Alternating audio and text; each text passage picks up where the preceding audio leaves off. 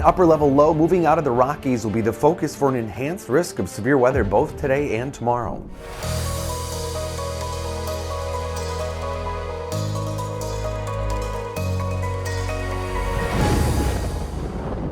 So we have an enhanced risk of severe weather, a level 3 out of 5 across Nebraska into Kansas, and a large swath of slight risk from South Dakota down to Texas.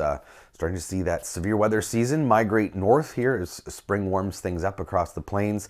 That enhanced risk shifts east tomorrow, southeastern Iowa, northern Missouri, into western Illinois, and marginal risk kind of brushing southern Minnesota over the next couple of days, mostly because whatever develops could have some leftovers. And then as we head into Wednesday night, that focus shifts east towards the Ohio River Valley. Slight risk at this point. But a slow-moving system is going to be the focus for these storms here over the next few days. It is a closed-off upper-level low. We call this a cut-off low because it's literally cut off from the flow of the atmosphere.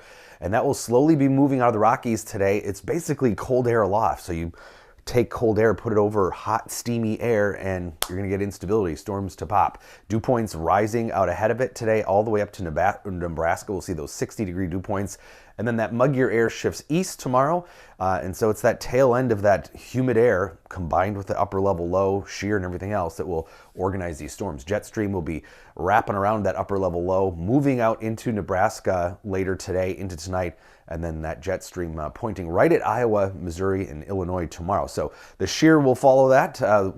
Changes in speed and directions of winds with height, and that is the key ingredient here for organized storms or severe weather over the next couple of days. So looking at crossover winds, these are winds at about 4,000 feet in red, and then winds in black here about 18,000 feet, so mid to upper levels. And we've got enough of a crossover here where anything that develops will start to go one direction and then spin another way as it gets further and further up into the atmosphere, creating those rotating storms. So we have a 10% chance of EF2 or greater tornadoes in this hatched area, so significant tornadoes possible in Nebraska and Kansas.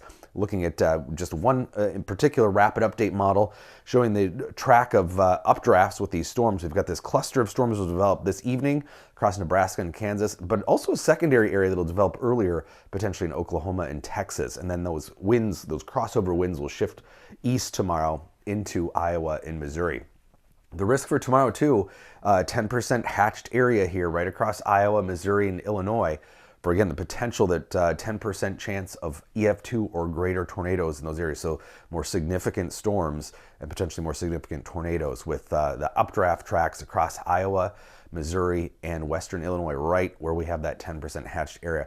The NAM model mostly agrees, slight variations with those updraft tracks, but much more vigorous with some of those storms in Nebraska and Kansas this evening into the overnight. So timing wise, this is what it looks like. We're going to see some storms fire in Texas and Oklahoma first along a dry line. These storms could be severe too, but the best ingredients for more widespread destructive storms will be this evening. This is midnight tonight, so could be a late night severe weather event for Nebraska and Kansas. And then what's left will lift north and northeast, providing soaking rains to Iowa and Minnesota. Now, tomorrow's severe weather threat is going to be conditional on how much sun we can get. That morning activity might dampen things some here with those storms Tuesday. So we'll keep an eye on that. But today, the enhanced risk, the area we're most focused on, is Nebraska and Kansas.